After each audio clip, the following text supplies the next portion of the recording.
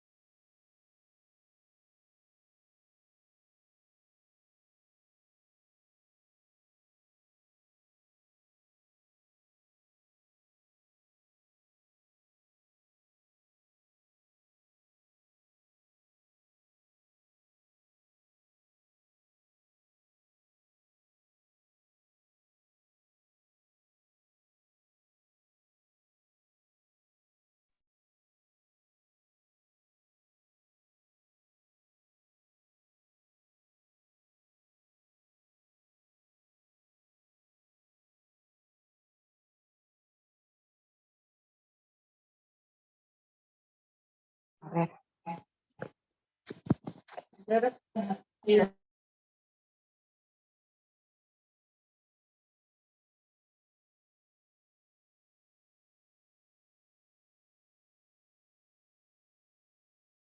Sí. Ahí se oye eco. ¿Cómo le hacemos para...? Ya nos escucha. Sí, ya está doctor. Si no apagamos el micrófono, suena sonido. Apaga su micrófono de donde te dije para yo poder hablar. ¿Listo? Ya. Buenas noches a todos. Tuvimos un contratiempo con la transmisión, pero ya estamos listos.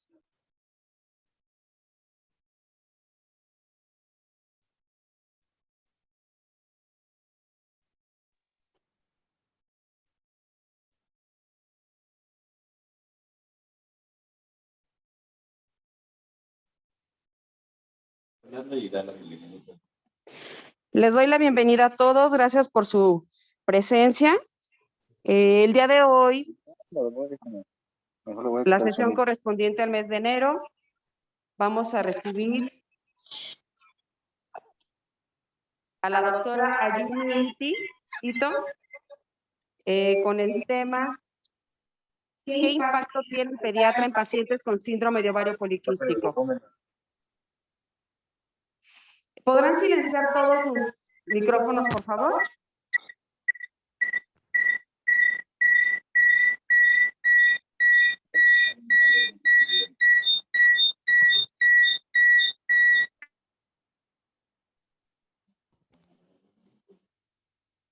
¿Sí me escuchan? Buenas noches.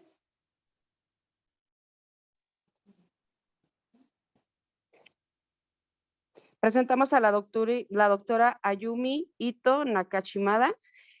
De su currículum tenemos que fue egresada como médico general, cirujano y partero en la Escuela Universidad La Salle. Tiene la especialidad de ginecología y obstetricia en el Hospital de México, avalado por la Universidad Autónoma de México. Tiene un posgrado en colposcopía, histeroscopía y ginecología del adolescente por parte del Instituto de Perinatología. Diplomado avanzado en capacitación en obesidad y síndrome metabólico, así como actualizado.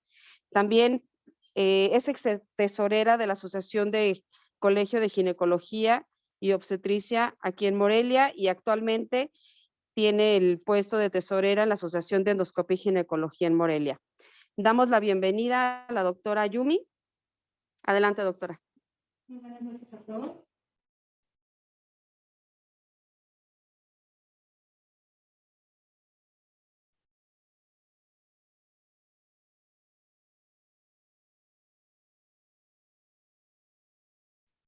Buenas noches. Muchísimas gracias por su asistencia a esta sesión. Gracias a la doctora Yara Mora por la invitación.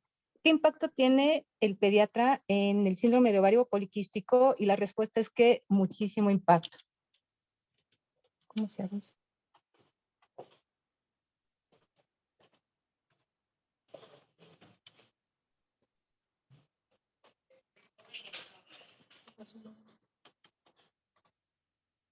Un momento, por favor, es que estamos viendo por qué no avanza la diapositiva. Okay. El síndrome de ovario poliquístico es uno de los principales motivos de consulta del ginecólogo y más en la etapa de la adolescencia. Y consultan por sangrados anormales. La causa más frecuente es el síndrome de ovario poliquístico. Y este es un problema de una alteración neuroendocrina y es la más frecuente en las mujeres. Aquí es para que nos demos idea el porcentaje y la cantidad de mujeres en lo que es la República Mexicana. De 2 a 14 años existen más de 5 millones de mujeres y de 15 a 19, 5 millones. Más o menos se puede decir, perdón, es de 12 a 14 años. Son 10 millones de mujeres van a estar aquí en esta etapa donde ustedes los pediatras lo pueden detectar y hacer un manejo temprano. La prevalencia se dice que aproximadamente es del 11% si aplicáramos ciertos criterios y si nosotros nada más nos basamos en la parte de los andrógenos, el 8%. Pero si aplicamos otro tipo de criterios diagnósticos, nos podemos ir hasta un 35% de este síndrome. En Brasil un 24% y en Australia 12%. Tomando en cuenta que México tiene los primeros ahora sí que lugares en cuanto a obesidad infantil, bueno, ahí hay que estar atentos a detectar estas alteraciones. Este síndrome se instala en la etapa temprana de la adolescencia y se perpetúa un círculo vicioso entre el ovario, la parte metabólica y la parte neuroendocrina. Es decir, la parte metabólica empieza a aparecer la hiperinsulinemia y esta hiperinsulinemia se convierte en resistencia a la insulina y esta resistencia a la insulina actúa sobre el ovario y a la parte neuroendocrina. Entonces, podemos decir que a lo largo de la vida de esta paciente tenemos los antecedentes maternos. El bajo peso al nacer es muy importante y en la adolescencia, si ustedes los consultan por resistencia a la insulina, presencia de acné, hiperandrogenismo, irregularidad menstrual o una adrenarquia prematura, es decir, 7, 8 años, esta paciente posiblemente en su etapa adulta esté presentando diabetes, hipertensión, dislipidemia, obesidad, enfermedad cardiovascular y cáncer de endometrio. Entonces, es como que la historia que lleva este síndrome en una etapa temprana tiene un nombre, pero esta historia natural avanza y acaba en todos estas enfermedades crónico-degenerativas. Y para esto hay todo un entorno que se llama, ¿qué fenotipo va a tomar la paciente? Va a depender muchísimo desde inútero, o sea, a qué ha estado expuesto ese feto, qué cambios genéticos hay, qué cambios, ahora sí que qué influencia epigenética tiene, y cuando empieza la adrenarca, a qué está expuesta a factores inflamatorios o factores externos. Y ya cuando llega a la edad adulta, a la adolescencia, si no hay actividad física, cómo ha estado su exposición hormonal a hormonas externas o genoestrógenos. También ya cuando llega a la etapa adulta, qué cantidad de grasa o adipocitos empieza a acumular y estos mismos empiezan a producir factores adrenales, factores andrógenos y factores ováricos. Llega el embarazo y aquí también cómo está la dieta, cómo está su estado genético, qué factores neuroendocrinos hay y así se repite el círculo. Entonces la paciente puede situarse con cualquiera de estas presentaciones, ya sea ovario poliquístico, resistencia a la insulina, finalmente estas se van a ir combinando y van a dar la presentación clínica de la paciente. Entonces, para hablar de una introducción sobre la genética, el gen asociado, podemos encontrar más de 200 tipos de genes, pero los más frecuentes son estos.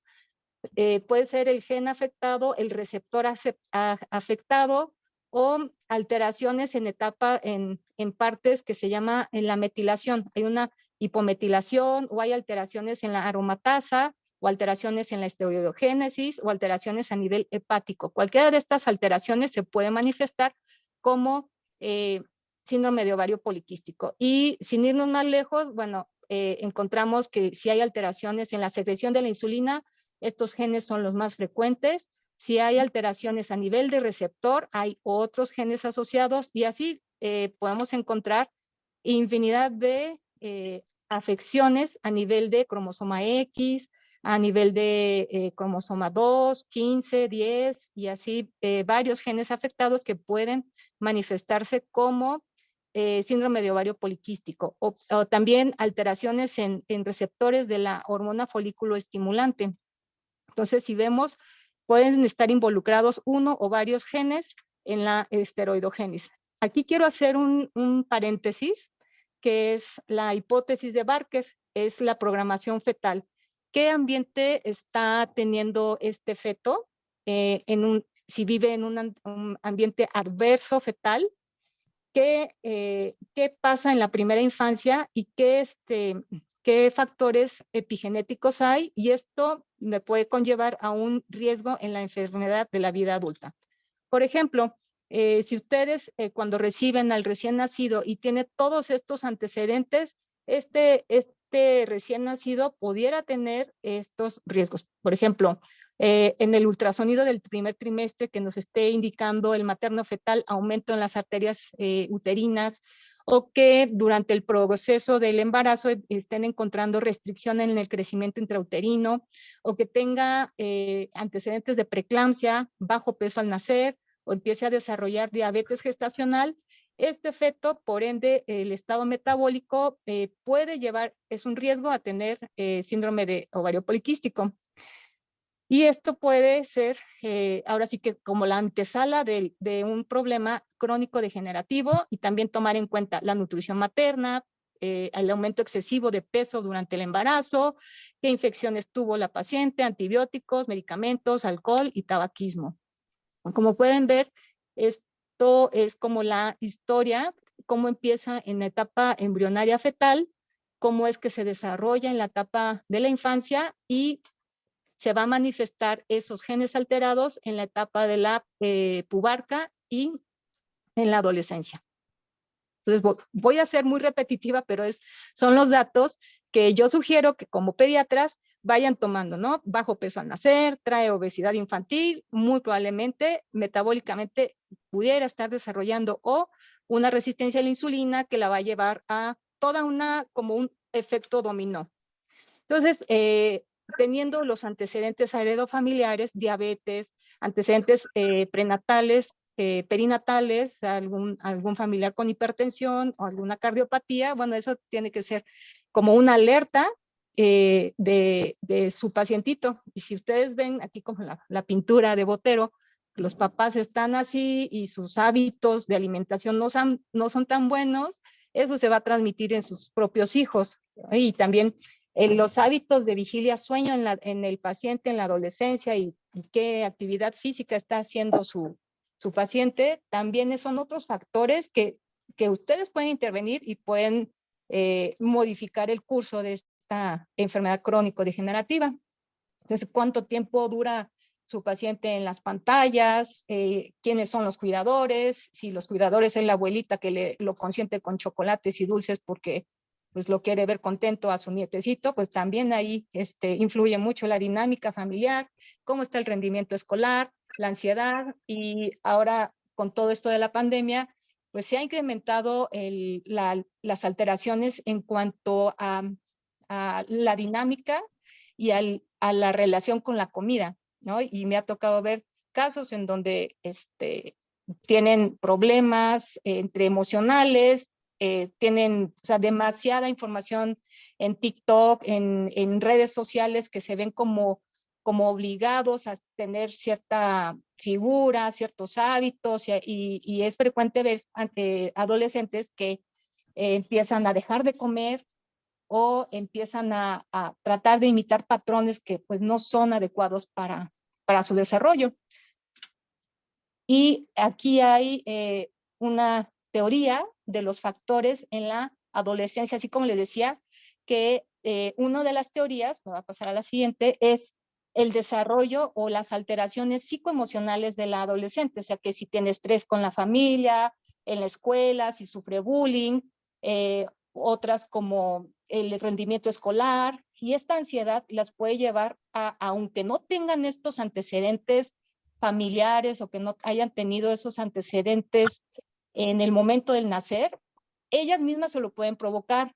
Por ejemplo, hace poco vi una paciente que no tenía ningún antecedente, ni bajo peso, lactancia bien, aparentemente su desarrollo bien, pero empezó en, ¿qué será? Quinto de primaria a empezar a tener ansiedad, depresión, porque justo en ese momento los papás se habían separado y como que le dio depresión, dejó de comer, y esto hizo que su microbiota intestinal y el metabolismo y la producción neurohormonal, aunque no tuviera esos antecedentes, desarrollara síndrome de ovario poliquísticos. Entonces, esta es una teoría en donde dice que las alteraciones y los desórdenes en la alimentación, ya sea bulimia, anorexia, atracones, que lo que mucho hacen es que se aguantan y empiezan a tener atracones, eso va a modificar su microbiota y eso la puede predisponer a tener un metabolismo alterado y a una inadecuada producción neurohormonal. Entonces, tomando en cuenta que los ovarios producen cerca de 7 millones de folículos en el momento que está en la gestación, y al nacer unos 2, 3 millones de folículos, y en la pubertad se supone que nacemos con 250,000 ovocitos, cada que tenemos una menstruación o una ovulación, se degradan 1,000 ovocitos. Y en el síndrome de ovario poliquístico no pasa eso. ¿Por qué? Porque hay una alteración de la producción de andrógenos, hay un exceso de la hormona antimülleriana, la hormona folículo estimulante se encuentra abolida porque estas pacientes tienden a producir mayor cantidad de hormona luteinizante y una parte de un círculo vicioso donde se sube hormona luteinizante, empieza la androgenización y empieza el engrosamiento de la teca del ovario. Y estas células empiezan a producir alteraciones de estriol, el cual es insuficiente. Entonces, en toda esta parte de la esteroidogénesis hay ya sea receptor o producción inadecuada. Y no nos vamos a detener ahí porque sí será pues mucha bioquímica, y a lo que yo voy es que la hormona luteinizante, estas pacientes tienen pulsos anormales, es decir, si ustedes miden hormona luteinizante, generalmente lo van a encontrar en 25, de 12 para arriba. Ese es un dato importante para hacer el diagnóstico.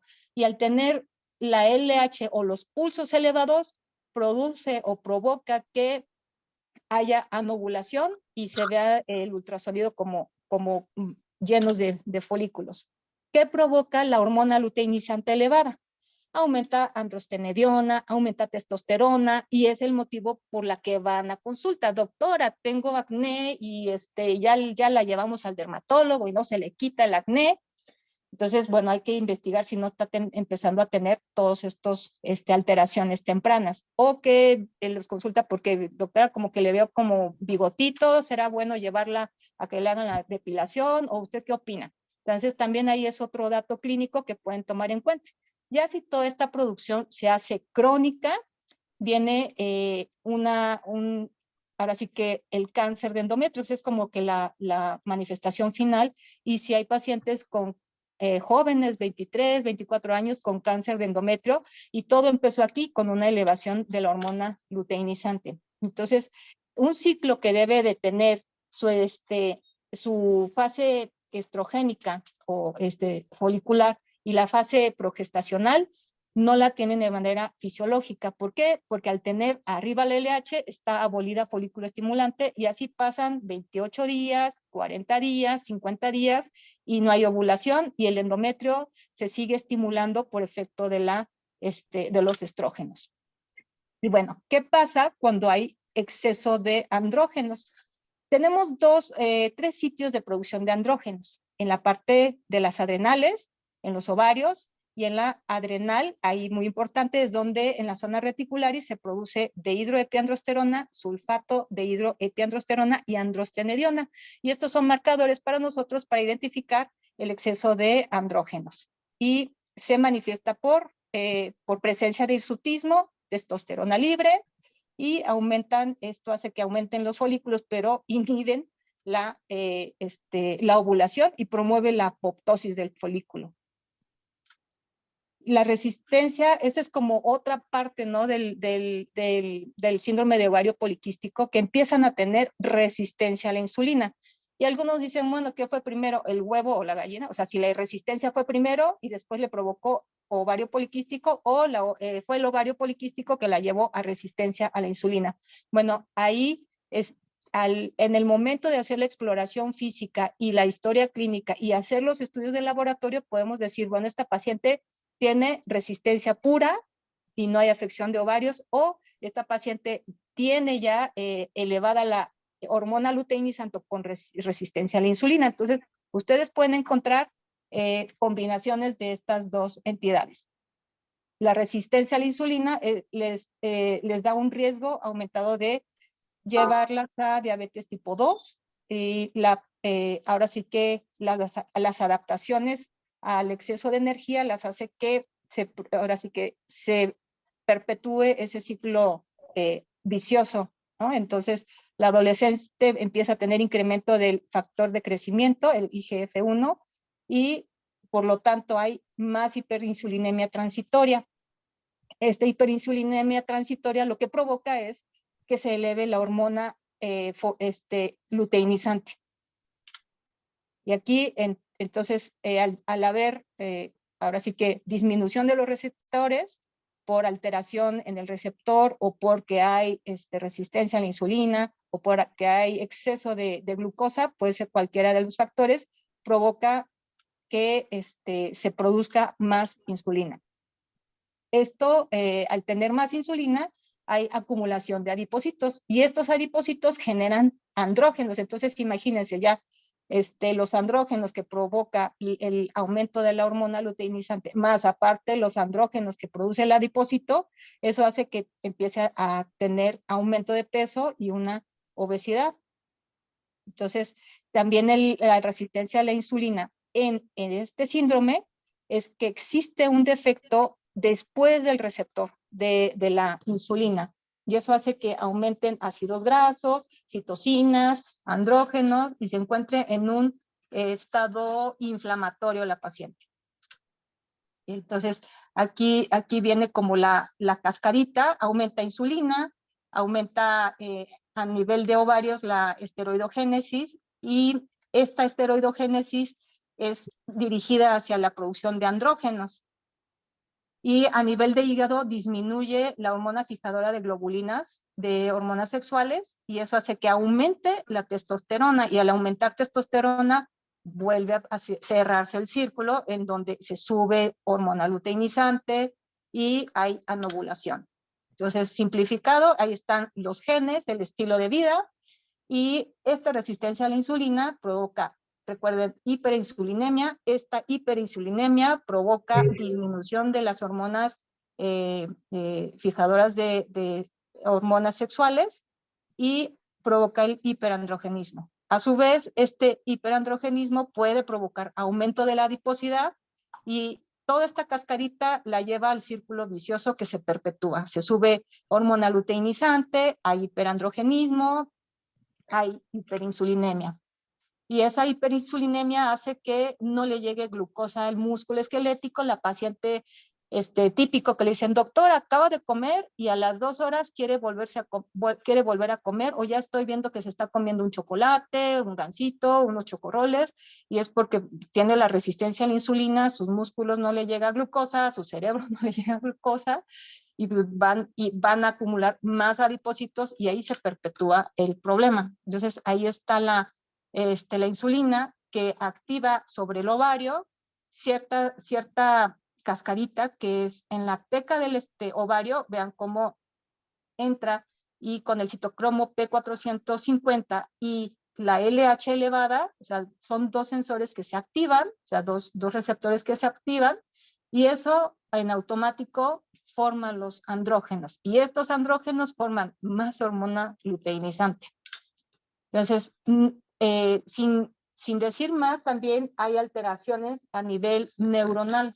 Por eso se llama o sea, es un problema metabólico neuroendocrino, porque también se altera el sistema GABA. Y entonces estas pacientes, aparte, su sistema simpático está alterado, produce obesidad central, más hiperinsulinemia, más hiperandrogenemia, y estas pacientes se la pasan deprimidas, sin motivación. Entonces, doctora, nada más se la pasa comiendo, está deprimida, no quiere salir del cuarto.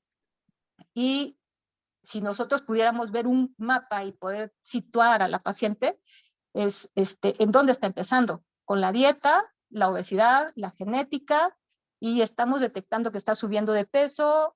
Pueden medir los niveles de insulina y ver si está teniendo resistencia. Y si lo dejamos avanzar, bueno, si podemos empezar, ya tiene hormona luteinizante elevada, folículo estimulante disminuida, y los síntomas que va a presentar es trastorno menstrual, cuando es en la etapa temprana, desde amenorrea hasta hipermenorrea. O sea, es que, doctora, ya lleva 2 meses sangrando, y eso puede ser un dato, ¿no? Indirecto. O ya en una etapa ya crónico-degenerativa, ya una hiperplasia endometrial, o un cáncer de endometrio. Y todo esto es una disfunción ovulatoria, que todo empezó por la parte endocrina de la insulina y la producción adecuada de la hipófisis de hormona luteinizante y folículo estimulante.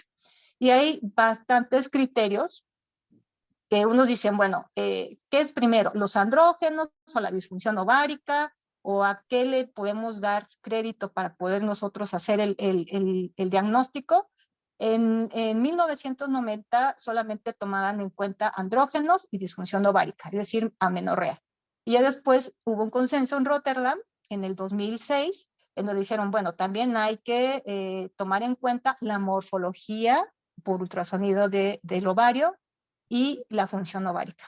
Y ya después, en el 2006, solamente toman estos 2 aspectos, y 2012 ya incluyen más criterios.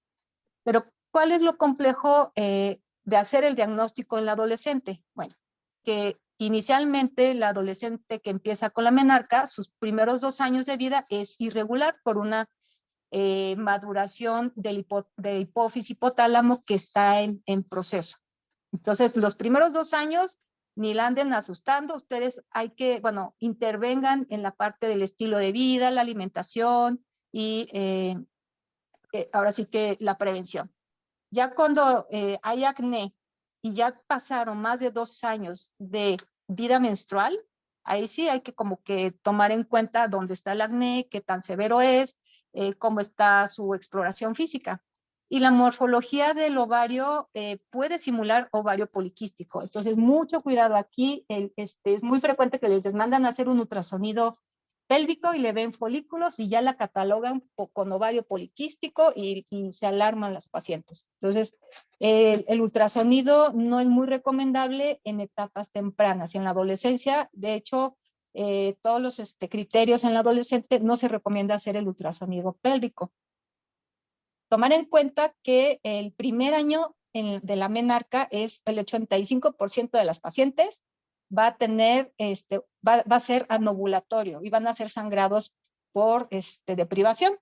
Y hay que diferenciar la anovulación fisiológica del adolescente a una disfunción ovárica. Eso es lo complejo, pero miren, no se preocupen. Aquí, estos son los requisitos. Irregularidad menstrual, que es decir, tenga más de 45 días que no le baja. Opcional, lo de la morfología del ovario poliquístico, que no es recomendado catalogarla por simplemente tener obesidad, ¿no?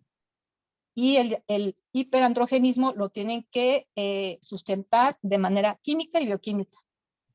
Y el acné severo puede que sea parte del diagnóstico, y bueno, no es recomendado decir, bueno, porque tiene resistencia a la insulina, ya tiene ovario poliquístico. No siempre es así. Podemos tener pacientes con resistencia a la insulina y tener periodos normales, ¿no? Entonces, su recomendación va a ser, bueno, se va a descargar una aplicación y el formato que ustedes quieran. En Google Play pueden buscar el formato que quieran y enseñarle a las pacientes que desde el primer día de la menarca hay que empezar a alimentar datos para que se familiaricen con esta aplicación y explicarles cómo funciona. Mira, aquí hay un calendarito, le vas a poner, te bajó, te dolió, de qué características fueron, y así cuando vayan alimentando sus datos, al final le piden prestado su móvil y pueden identificar, bueno, cómo van sus periodos, ¿no? Y estas aplicaciones no nos tocaron, pero son una maravilla porque alimenta los datos y ya te dice los intervalos, cuántas veces menstruó en el año, cuántos días dura su periodo, cuánto es el intervalo. Y bien, aquí los criterios de acuerdo a las adolescentes. Aquí es interrogar cómo son los sangrados, ¿no? El sangrado uterino anormal para hacer diagnóstico, tomar en cuenta la edad ginecológica. La edad ginecológica es a partir del primer día que regla y cuánto tiempo lleva de menarca. Esa es la edad ginecológica. Si los síntomas persisten más de 2 años de que trae menorrea, doctora, pues le bajó a los 10 y lleva 2 años que no le baja. Entonces, ahí levantar las antenas y empezar a hacer el cuestionamiento. Si lleva más de 3 años y sus periodos son irregulares, es decir, menos de 21 días y más de 45 días, esa también es otro dato que hay que tomar en cuenta. Si ya tiene más de 3 años posmenarca, es decir, empezó a los 15, ya tiene 18, y tiene sus intervalos más de 35 días, ahí como que también hay que poner atención. O que al año le preguntas cuántas veces tuviste tu menstruación y ya le contestas, ¿sabes qué? 6 veces. Bueno, ella es candidata a estudios. O que lleva 3 meses sin menstruar, o sea, 90 días que no tiene su periodo, ¿no? Y amenorrea después de los 3 años de que tuvo su telar, que es decir, ya tiene brote mamario, ya lleva 3 años y no tiene menstruación, esa paciente también hay que estudiarla. Y el hiperandrogenismo, ¿cómo se hace el diagnóstico? Midiendo testosterona, estos son los valores, y el hirsutismo de moderado a severo. Esto lo podemos medir en las escalas de Ferriman-Galloway, donde podemos ir palomeando, ¿no? El bigote, el vello en el pecho, en la parte del pubis, que viene siendo esto. Más de 4 a 6 nos hace sospechar que esta paciente puede estar teniendo hiperandrogenismo. ¿Qué otra cosa más podemos que ver? Esto ya es en adultas, ¿no? El aumento de tamaño de los ovarios, es decir, unos ovarios grandes de un volumen de 12 centímetros cúbicos, y a comparación en las adolescentes puede estar crecido el ovario, pero es por la maduración. O sea, esto no debe de confundirlos. Por eso, en la adolescente hay que evitar sobrediagnosticar. Entonces, no es tan útil el pedir los ultrasonidos en la etapa de la adolescencia. A menos de que ustedes estén sospechando hiperandrogenismo, ciclos irregulares, y ya tengan el diagnóstico, ya nada más como para ver la parte morfológica, pero en esta etapa, aquí esta referencia no lo aplica. Entonces, podemos tener diferentes fenotipos, que quiere decir que puede ser que tenga combinación de síntomas y signos. Es decir, el más común es el clásico, ¿no? El que les decía, no, pues tiene vello, tiene acné, y no tiene sus periodos y los ovarios poliquísticos. Pero también podemos tener una variedad B que tiene trastorno menstrual, hiperandrogenismo, y sus ovarios son totalmente normales. Es decir, le hacen un ultrasonido y no tiene quistes, no está poliquístico. Y eso es el 8.9% de la población. U otra variante que tiene periodos normales, le tiene sus periodos normales, tiene datos de hiperandrogenismo, ovario poliquístico, pero bueno, está menstruando normal, ¿no? O la variante D, que tiene sus trastornos menstruales, no tiene periodos, o sea, tiene anovulación y no tiene hiperandrogenismo. Entonces, como ven, no es como antes nos decían, ¿no? Que acné, obesidad, vello, ovario poliquístico. Ahora podemos ver cualquiera de estas manifestaciones. No necesariamente tiene que estar con obesidad. Bien, el manejo. Ya vimos que la historia clínica es fundamental para poder sospechar esta entidad. Los estudios de laboratorio sugeridos son estos: luteinizante, folículo estimulante, estradiol, testosterona libre. En algunos laboratorios no hay la sex hormone binding globulin, o la hormona fijadora de globulinas, dehidroepiandrosterona sulfatada, tiroides. Es también importante descartar problemas de tiroides, prolactina, perfil de lípidos y glucosa. ¿Qué les dice en esta parte de glucosa y perfil de lípidos? Que si tienen, por ejemplo, una glucosa de 92 o 100 y aparte tiene triglicéridos elevados, esa paciente hay que sospechar y pedirle, bueno, hacer le llamamos índice HOMA para poder hacer diagnóstico de resistencia a la insulina. Y la parte clínica, que es presencia de acantosis nigricans, peso, talla, perímetro abdominal, cintura, cómo va el Tanner, cuello. O sea, revisen bien el cuello porque ahí pueden encontrar varios signos que los puede orientar a acantosis nigricans o resistencia a la insulina. Otra de las manifestaciones que podemos ver es en la parte lateral de los brazos, pequeños granitos. Le pueden revisar la palma de las manos y el dorso de las manos y ver en esta parte de los nudillos oscuro o engrosado. Puede ser otro dato inicial de resistencia a la insulina. Buscar, ahora sí que aquí lo vuelvo a hacer énfasis, no es recomendado el ultrasonido pélvico. Si lo van a solicitar, lo van a solicitar en el día 5 del ciclo, pero si ustedes tienen una paciente que tiene 3 meses de amenorrea, pues ya ahí les está dando el dato. Entonces no es necesario hacerlas gastar, más que aplicarse en el manejo. Entonces esta es la clásica paciente con pues vello, acantosis nígricas, y vean esta parte del cuello, eso es acantosis nigricans. Y bueno, he tenido casos en donde una dieta adecuada, ejercicio, suplementación, es reversible esta condición en etapas tempranas. También, bueno, súper importante ver las percentilas de la circunferencia abdominal. Y vean como hay fenotipos que nada más acuden por acné y pueden tener síndrome de ovario poliquístico. Entonces, desde el nacimiento al control de crecimiento y desarrollo, ustedes se pueden dar cuenta qué datos están desarrollando de este problema, ¿no? Y volvemos a enfatizar. Ustedes ahí pueden ver bajo peso al nacer, cómo está la exposición fetal a andrógenos, cómo estuvo su etapa postnatal, si la mamá le empezó a dar power con su lactancia y aparte le metió fórmula para que crezca y para que esté gordito, ese bebecito puede tener problemas, ¿sí?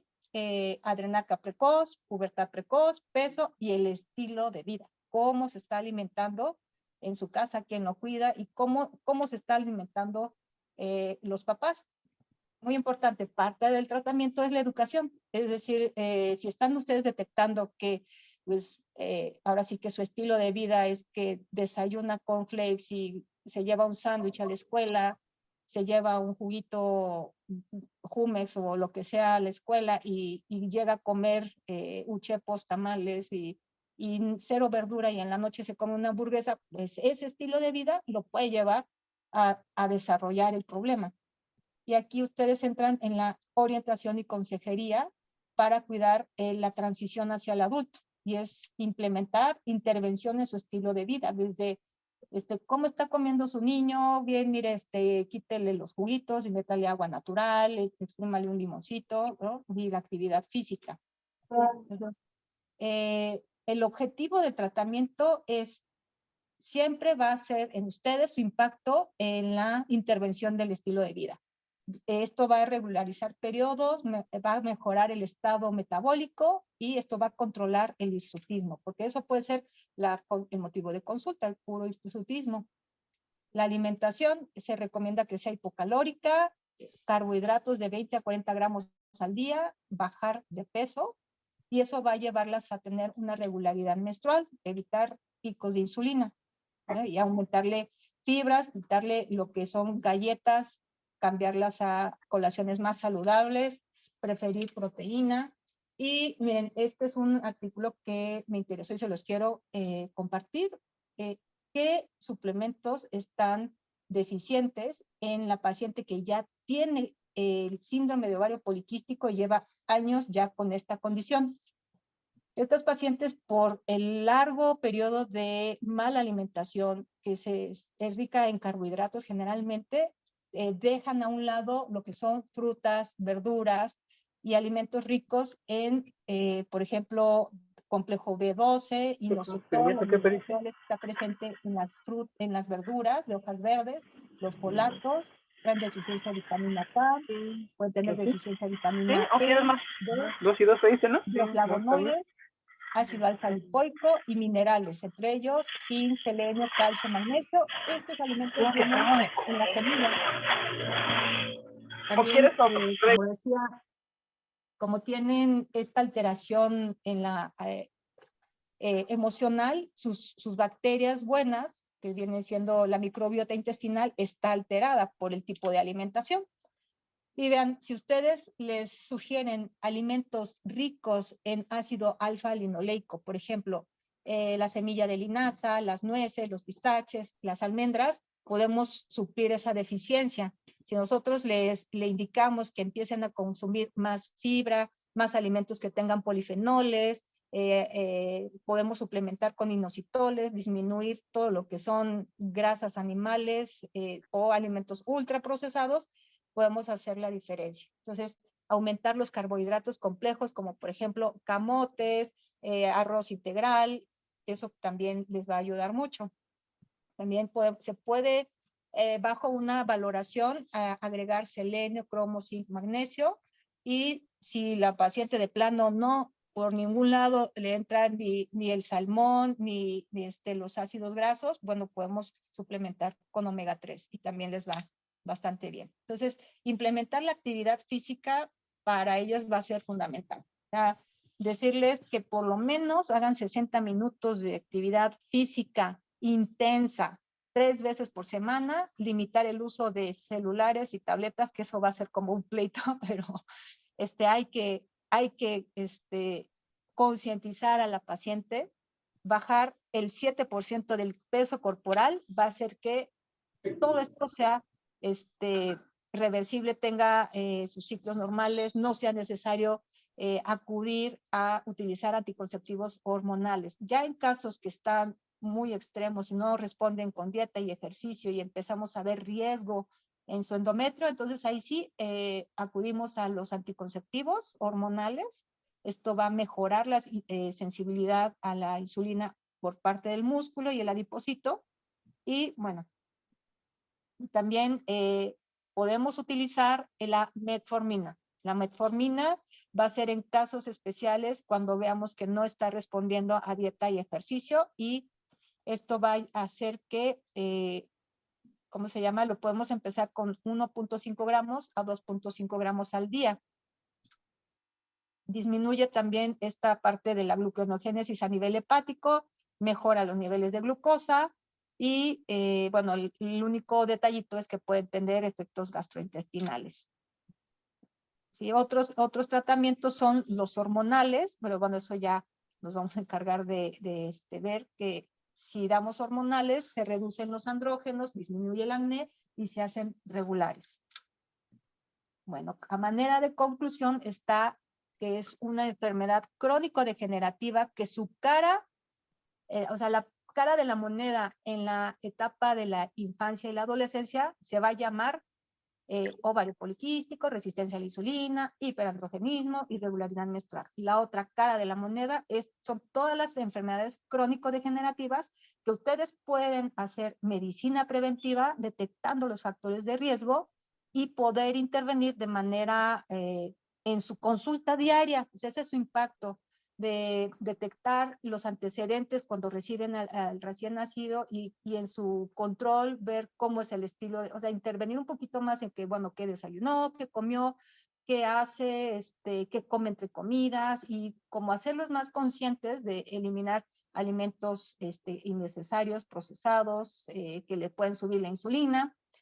y al detectarlo en una etapa de la adolescencia, porque ahí se instala, podemos evitar problemas crónico-degenerativos, ¿sí? Y hacer que esta adolescente que se iba a activar sus genes que se llaman de envejecimiento, así lo llaman ya los expertos, está envejeciendo antes de tiempo, porque se empiezan a oxidar, se empiezan a inflamar, son problemas de un adulto, lo está presentando en etapa temprana, ¿lo podemos retrasar? Sí, y va a ser gracias a su intervención. Y es muy importante el seguimiento de sus pacientes, cómo va, si cambió los hábitos, si está haciendo ejercicio, dejaste de comer papitas, chatarra, dejaste el refresco, ¿no? Y esto va a hacer que se modifique el curso de la enfermedad hacia a una obesidad o problemas reproductivos, cáncer en un futuro, y también pueden intervenir en la parte de la evaluación mental, ¿no? ¿Qué está pasando en la familia? Si se divorciaron, si se murió algún integrante de la familia, si la mascota cayó en depresión y poder intervenir de manera temprana. Entonces, descartar el ovario poliquístico en adolescentes puede hacer que evitemos obesidad en un futuro. Entonces, en sus manos está la intervención temprana, ya teniendo todos estos antecedentes, y es muy sencillo, con sus antecedentes, fomentar a los cambios en el estilo de vida y darle seguimiento a su paciente. Muchísimas gracias por su atención. Muchas gracias, doctora Yumi. Por aquí tenemos una pregunta por parte de la doctora María Eugenia Sánchez. Si hay predisposición familiar, ¿desde qué edad se puede diagnosticar? ¿Desde qué edad se puede diagnosticar? Bueno, yo aquí la recomendación es que desde que saben que tienen un padre hipertenso, una madre diabética, desde que nace, cambiar el estilo de vida. O sea, educarse a comer bajo en carbohidratos, hacer ejercicio, y puede ser que no se manifieste. Muchas gracias. Otra pregunta. ¿En el recién nacido hay ya manifestaciones predisponentes? Inicialmente no, vienen cargados con esa predisposición, es decir, nació con restricción en el crecimiento intrauterino. Ustedes deben de estar alertas de ese recién nacido que cuando cumpla los 9, 10 años, a ver si no está empezando a tener todos estos cambios o está empezando a subir de peso, y ya pueden tomar ese antecedente como parte de, ¿no? O bajo al peso al nacer, bebés prematuros, hijos de mamás preeclámpticas, o mamás que subieron 20 kilos en el embarazo. O sea, ese es el antecedente como que muy constante cuando veo ya al adolescente. Muchas gracias, doctora. Por ahora nada más tenemos esas preguntas. ¿Alguien más que guste hacer una pregunta? Bien, parece que nadie.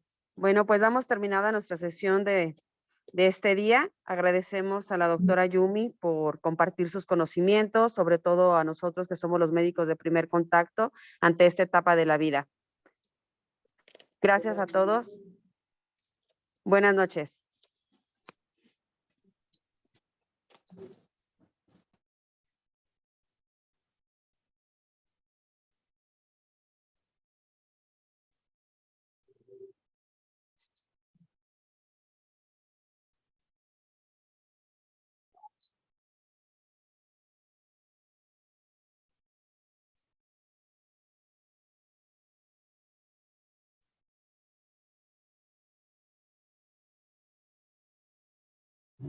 Se acabó.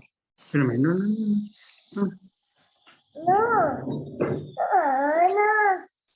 No me puso a compartir. No, pero que solo el anfitrión se lo puede compartir.